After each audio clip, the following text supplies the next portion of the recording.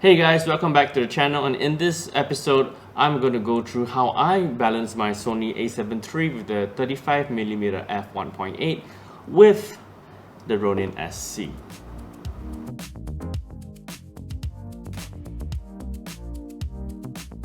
Hey guys, this video is actually a video response to Anu Panda's comment that he wanted to find out how do I balance my setup because he wasn't able to balance his.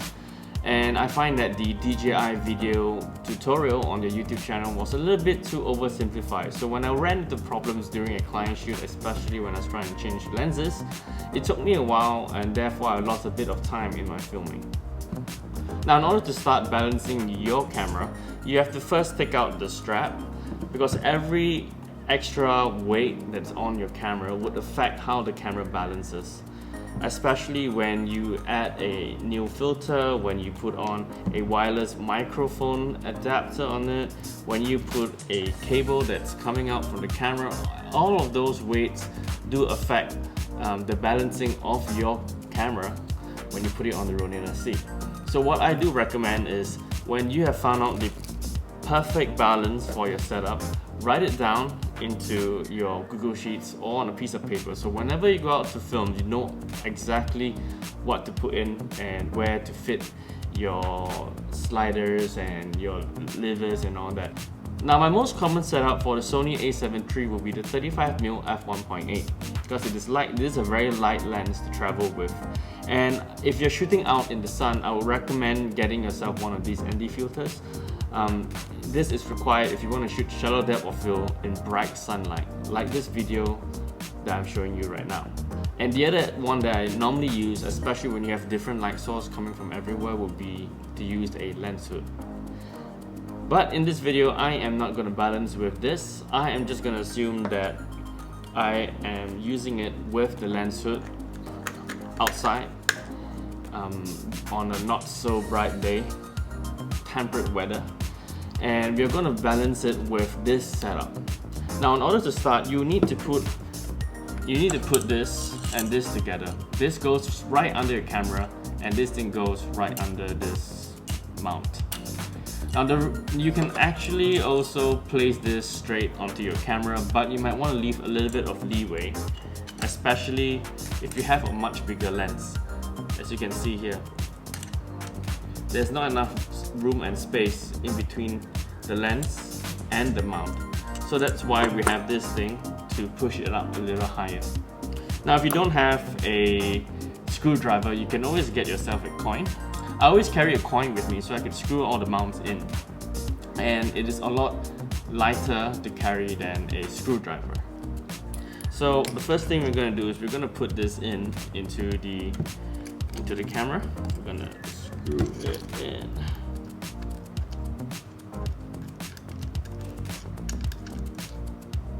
Now secure it tightly over here, secure it tightly so it doesn't move.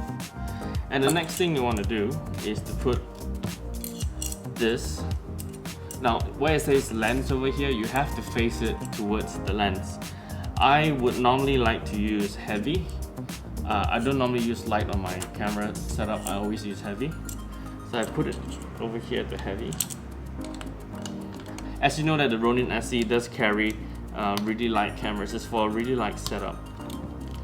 So I'll make this as a heavy camera. So once you've screwed this in, it's secured, you find that there's a bit of breathing space in here. Now, I do not use the lens holder. If you want, you could use the lens holder. You could attach it here so it holds your lens, so it does not fall. If you have a heavy lens, like the 2470, you should probably use this, or else you might damage the gimbal or it might damage the camera as you move or swing too fast with too much force. Now, in order to start balancing your gimbal, you have to put the camera on the gimbal first. Now, ensure that all parts of the gimbal are locked, both the tilt, roll and pan axis are locked. And you slide it in from the back. Make sure you press this so that you allow the camera to go in. So let me just show you. Press it in and put it Now if you can't put it in, that's because it is not loose at the bottom. Now do bear in mind that this thing gets really loose, and if you're traveling, you're flying, or you're shooting, and if this thing is loose, this knob actually falls out.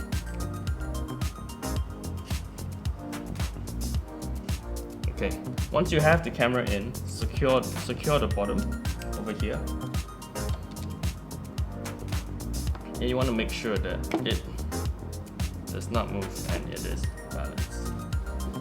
Okay, now the only way to find out is by turning this on. This is the tilt axis, the vertical tilt axis. Turn it on. I unlock this. Okay, so right now my camera is too far down, and the only way to correct this would be to unlock this a bit and move this towards the back. Nope, still too far down. Down too far back. Okay. So right now, as you can see, it is on the tilt axis. It's kind of balanced. So what you want to do is to lock it. Lock your camera securely. And over here, you have this thing where it tells you where you are at. Lock it in as well, and you can write the readings onto a piece of paper. For now, you might still have to change it later. So once your camera is balanced, it does not move. Great. Now, if you find that your camera does not stay and it keeps moving like this or going down like that, then you have to change. You have to move this. Let me give you an example. So let's say if your camera is down like this, you try to move it up, but it does not, it keeps falling down. Then you have to move this up.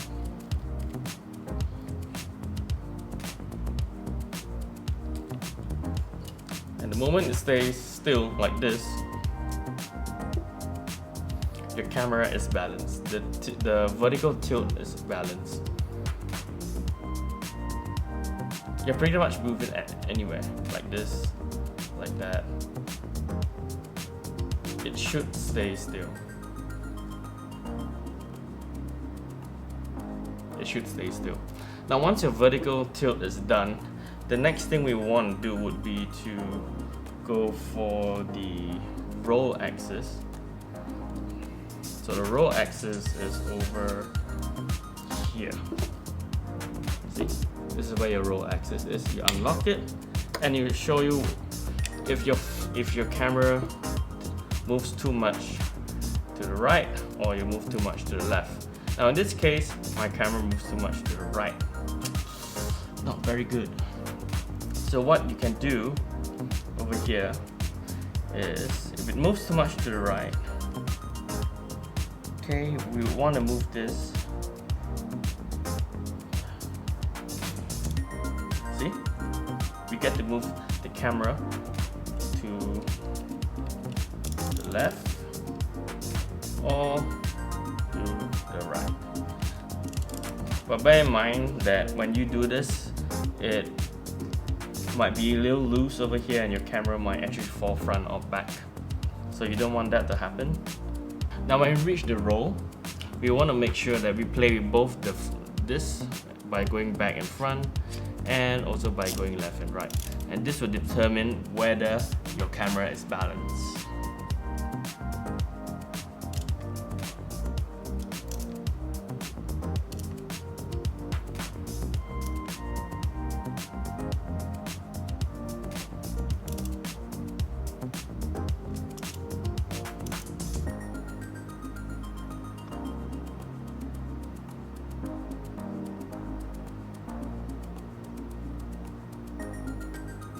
So when you tune the roll axis, you want to make sure that you have a delicate balance of both the camera plate where it goes back and front over here, and the plate over here that goes left and right. And once your camera is still, it does not move, ta-da! you have balanced the roll axis. Now lastly, when you want to test your pan, you want to unlock all three of these, 1, 2, and 3, and to make sure that when you tilt it slightly, your camera doesn't sway anywhere. It stays there. Now, in order to get the most accurate measurement of whether this works or not, is to go into your Ronin app and to check if this is tuned properly. Hey guys, and now this is perfectly balanced. Now when you click begin test, make sure that your incline is more than 15 degrees so that the app is able to do its work. You'll see the gimbal moving, and then if you were to see that one part is not excellent, it's most likely the roll axis, which I've taken a long time to fix. But once you've got that done, write down your values on a sheet of paper so that when you go out there to shoot again, you could just pop this setup back on. Hey guys, so I hope you guys have enjoyed this video. I hope it's useful for you, and if you guys like more content, do subscribe. It will help me a lot to create more content for you.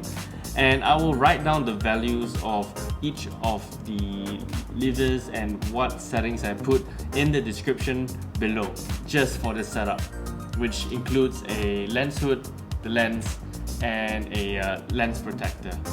And I hope to see you guys again in the next video.